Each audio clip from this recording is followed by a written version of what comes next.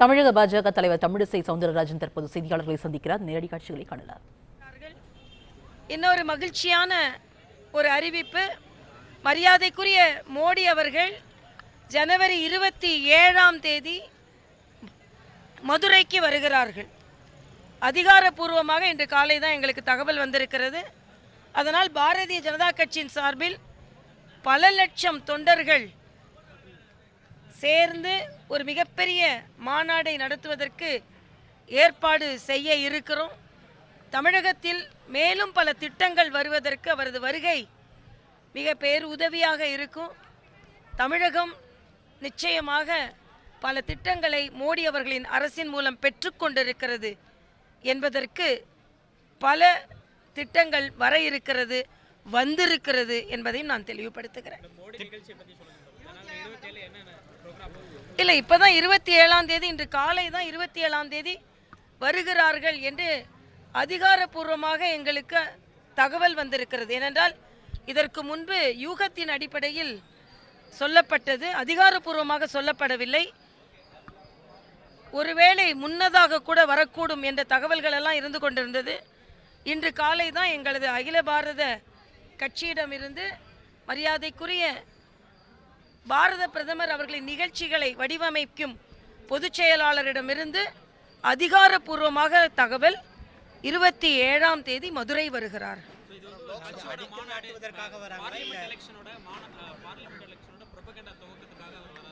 இல்லை, ஏற்கனவே நாங்கள் ப்ரோபகண்டாவை துவக்கிட்டோம். அடிப்படையில் வேலை நடந்து கொண்டிருக்கிறது. மரியாதைக்குரிய பாரத பிரதமர் அவர்கள் வருவது எங்களது ஒரு மிகப்பெரிய மாநாடாக அமையும், கட்சியின் பிரச்சாரமாக அமையும். அதாவது தொண்டர்களை சந்திப்பதற்கான வாய்ப்பு இருக்கிறது. பல்லாயிரக்கணக்கான பல லட்சம் தொண்டர்கள் அவரை பார்ப்பதற்கு ஆவலாக இருக்கிறார்கள். அதற்கு பின்பு யாரை யாரையெல்லாம் சந்திக்கிறார்கள் என்பது இன்னும் திட்டமிடவில்லை என்பது. இல்லை, அதாவது மரியாதைக்குரிய மோடி அவர்கள் வருகிறார்கள்.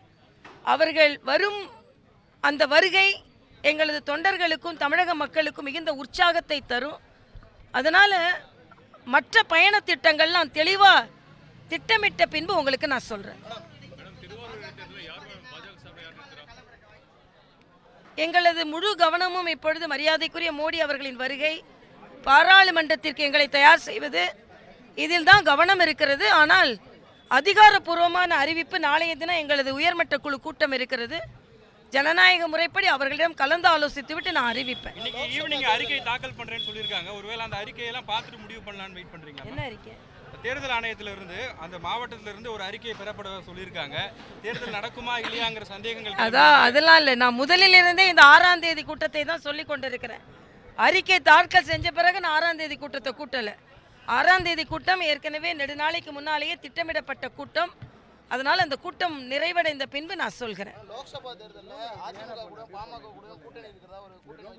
அதாவது நான் தெளிவாக சொல்கிறேன், இன்னும் கூட்டணி பற்றி முழுமையாக முடிவு செய்யப்படவில்லை. ஆனால் கூட்டணி அமைத்து தான் போட்டியிடுவோம். இன்னும் கொஞ்சம் இன்னும் அதெல்லாம் ஆரம்பிக்கணும். ஏன்னா அதிகாரப்பூர்வ பேச்சுவார்த்தையில இன்னும் ஆரம்பிக்கப்படவில்லை. அதாவது ஒரு கட்சி என்று வரும்பொழுது அதிகாரப்பூர்வமான பேச்சுவார்த்தைகள் நடத்த வேண்டும். எத்தனை இடங்கள் என்று பேச வேண்டும். இதெல்லாம் இன்னும் கால அவகாசம் இருக்கிறது. அந்த கால அவகாசம் இருப்பதனால் நாங்கள் தெளிவாக முடிவெடுப்போம்.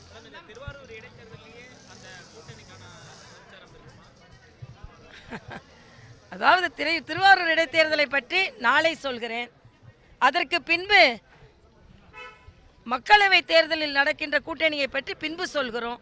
கொஞ்சம் பொறுத்திருந்து பார்ப்போமே. ஆனா நிச்சயம் மாநில தேர்தல் வந்து நாடாளுமன்றத்துக்கான ஒரு செமிஃபைனல்னு சொன்னாங்க. தமிழ்நாட்டை பொறுத்த வரைக்கும் திருவாரூர் தேர்தல் வந்து நாடாளுமன்ற தேர்தலுக்கான ஒரு செமிஃபைனலா இருக்குமா? அந்த முடிவுகள் நினைக்கிறேன். அதாவது ஒரே ஒரு தேர்தல், இந்த 5 மாநில தேர்தலே செமிஃபைனல் கிடையாது. அதுக்கப்புறம் ஒரே ஒரு தேர்தல், ஒரே ஒரு சட்டமன்ற தேர்தல் எப்படி செமிஃபைனலாக இருக்க முடியும்? அதனால் செமிஃபைனலாலாம் இருக்க முடியாது. ஆனால் நிச்சயமாக திருவாரூர் ஒரு திருப்பத்தை தரும் என்று நினைக்கிறேன். திருவாரூர் இடைத்தேர்தலை நடத்தணுமா நினைச்ச திருவாரூர் இடைத்தேர்தலை நடத்தணுமா நடத்தக்கூடாதா அப்படின்ட்டு தலைமை தேர்தல் அதிகாரி வந்து மாவட்ட தேர்தல் அதிகாரிகிட்ட அறிக்கை அனுப்ப சொல்லியிருக்காரு. அதுக்கு வந்து மு.க. ஸ்டாலின் ஒரு ட்வீட் போட்டிருக்காரு. அது என்னன்னா, திருவாரூர் மாவட்டத்தில் இருக்க முக்கிய அரசியல் பிரமுகர்கள், விவசாய பிரதிநிதிகள் மக்களுடைய கருத்தை கேட்டு அந்த அறிக்கையை வந்து மாவட்ட தேர்தல் அதிகாரி தேர்தல் ஆணையத்திட்ட சமர்ப்பிக்கணும் அப்படின்ற ஒரு ட்வீட் போட்டிருக்காரு. அதை நீங்க எப்படி பாக்குறீங்க? அதாவது இன்னைக்கு திருவாரூர் தேர்தலை மகிழ்ச்சியாக சந்திக்கக்கூடிய ஒரு கட்சியாக இருக்கணும்னா அது திமுக தான் இருக்க முடியும். ஏனென்றால் நெடுநாளையாக அவர்களின் சட்டமன்ற உறுப்பினர் இந்த முறை மரியாதைக்குரிய கலைஞர் அவர்களின் தொகுதி. ஆனால் திமுகவிற்கே இந்த தேர்தலை சந்திப்பதில் ஒரு தயக்கம் இருக்கிறது என்பதுதான் ஸ்டாலின் அவர்களின் பேச்சும் காண்பிக்கிறது. அவர்களின் கூட்டணி கட்சியை சார்ந்தவர்களே அங்கே தேர்தல் வேண்டான்னு சொல்றாங்க, இங்கே நாங்கள் திமுகவோட கூட்டணி இருக்கிறோம் என்று சொல்கிறார்கள். ஸ்டாலினின் கருத்து தொடர்ந்து அவர்கள் இந்த தேர்தலை சந்திப்பதில் அவர்களுக்கு இருக்கும் தயக்கத்தை காண்பிக்கிறது. அவர்கள்தான் பலமான தொகுதி, அவர்களின் சொந்த தொகுதியாக இருந்தாலும் வருங்காலத்தில் எப்படி இருக்குமோ என்ற பயம் அவர் மனதில் எழுகிறது என்பதை அவரது வார்த்தைகள் காண்பிக்கிறது என்பது எனது கருத்து.